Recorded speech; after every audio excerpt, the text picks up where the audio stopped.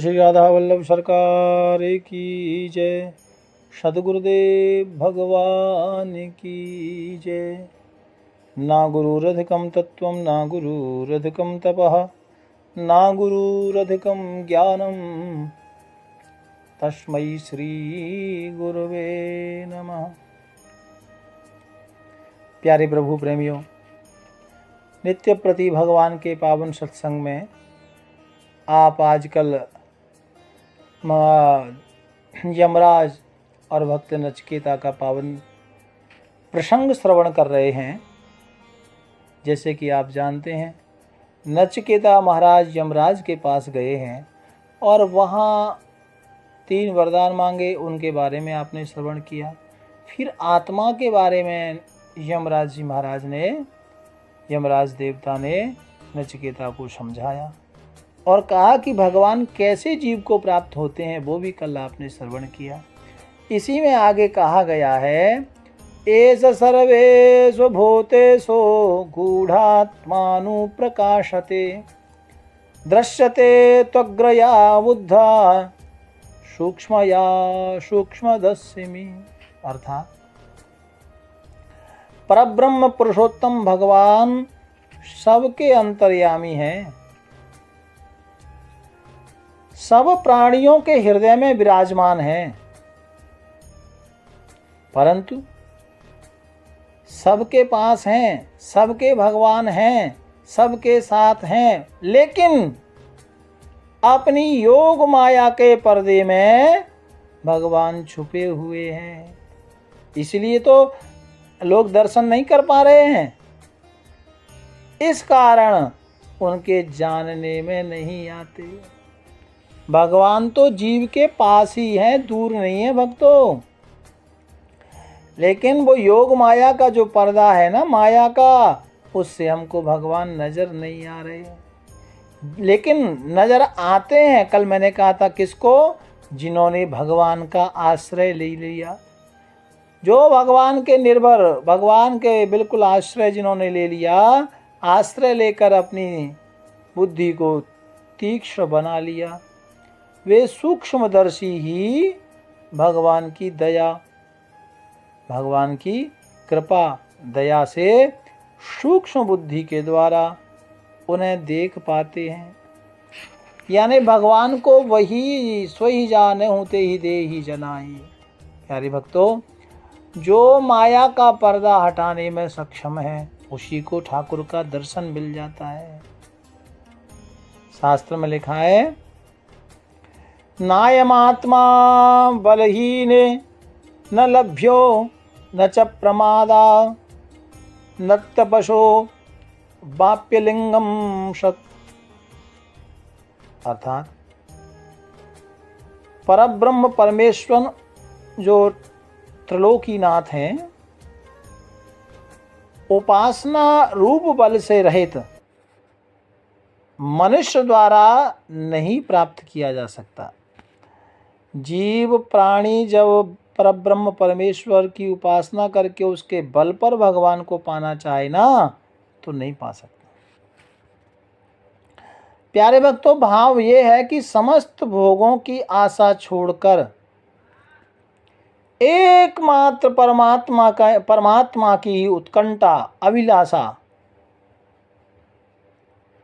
निरंतर रखते हुए हृदय में और विशुद्ध भाव से अपने इष्ट देव का जो चिंतन करता है या जो चिंतन में लगा रहता है।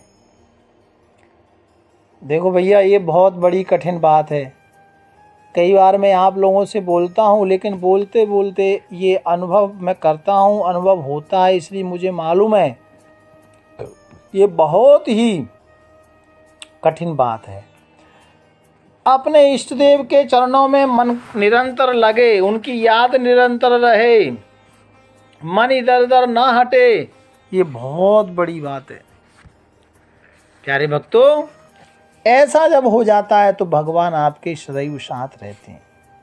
यही उपासना रूपी बल का संचय करता है, ये इसी से संचय प्राप्त होता है या इसी से संचय करना होता है। और दूसरे इसी प्रकार कर्तव्य त्याग प्रमाद से भी नहीं मिलते। सात्विक लक्षणों से रहित बढ़िया अच्छा खान पीन, अच्छा नियम संयम, है ना, रूप तल किसी भी साधक द्वारा प्राप्त नहीं किए जा सकते। आप व्रत करो, पूजा करो, पाठ करो, है ना, या अन्यत्र और कोई साधना करो, तो भैया उससे आप भगवान को नहीं पा सकते। भगवान को, किंतु जो बुद्धिमान लोग हैं वो भी भगवान को नहीं पा सकते।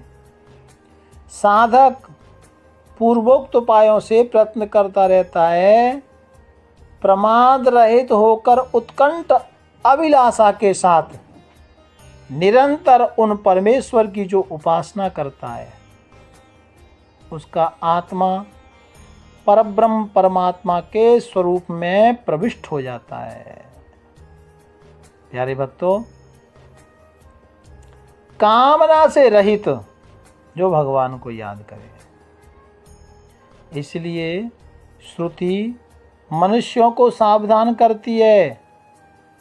उत्तिष्ठत जागृत प्राप्य वरान निबोधत, क्षुराच धारा निर्षिता दुःख या दुर्गम पतस्थ कवयो बदंती। अर्थात, हे मनुष्यों, तुम जन्म जन्मांतर से अज्ञान निद्रा में सो रहे हो।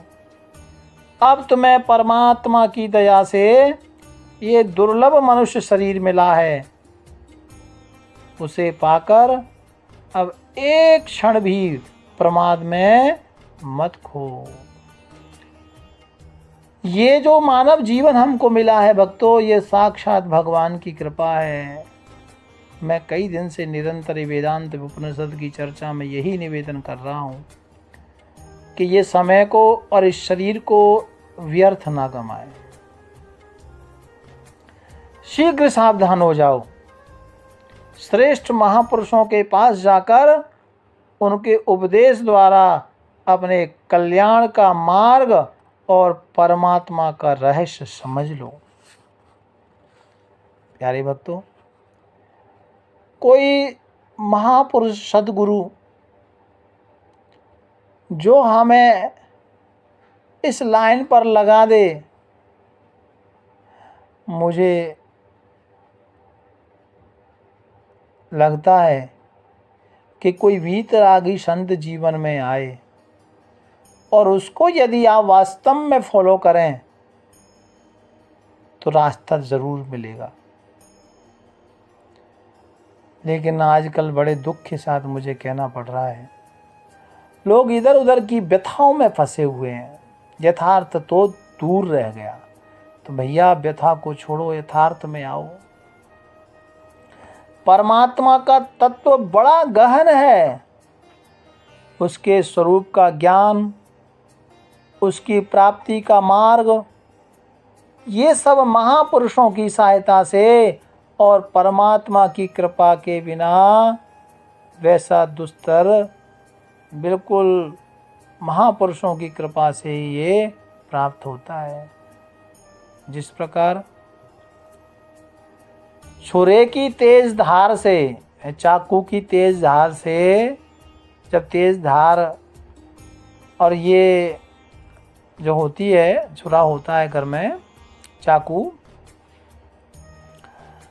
तो आप यही समझो कि जिस प्रकार एक परमात्मा की कृपा वैसी है जैसे छुरे की धार है। छुरे की धार पर चलना अनुभवी महापुरुष ही बता सकते हैं जो स्वयं उसे पार कर चुके हैं। प्यारे भक्तों, इसलिए जीवन में ये बहुत ही कठिन ये मार्ग है और इस मार्ग को ये यमराज और नचिकेता महाराज का ये पावन प्रसंग आप सुन रहे हैं। और उन्होंने प्रश्न किया कि मैं भगवान को कैसे पा सकता हूँ, है ना, या मोक्ष को, श्रेय पद को कैसे पा सकता हूँ। तो यमराज जी ने कहा कि भैया ये बहुत सूर्य की तेज धारा, इस पर चलना, ये तो कोई अनुभवी महापुरुष ही इसकी कला बता सकते हैं, जो स्वयं उसे पार कर चुके हैं। या ऋषियों का कथन भी यही है कि 3 बार कम से कम भगवान की याद करो। और इसका मतलब ये है कि दिन में 3 बार यदि आप भगवान का स्मरण करते हैं ना, तो तीनों तापों में उनका नाश होता है और हृदय में शांति आती है। प्यारे भक्तों,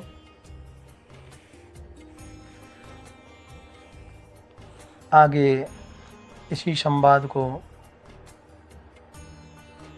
और जो नचिकेता यमराज जी का जो पावन प्रसंग है, इसके आगे और जो महर्षि पिप्पलाद एवं सुकेशानंद का जो संवाद है, वो बहुत ही जागृत करने वाला है। तो उसकी कथा हम कल श्रवण करेंगे। भाव प्यार से राधे राधे राधे राधे। राधा वल्लभ श्री हरि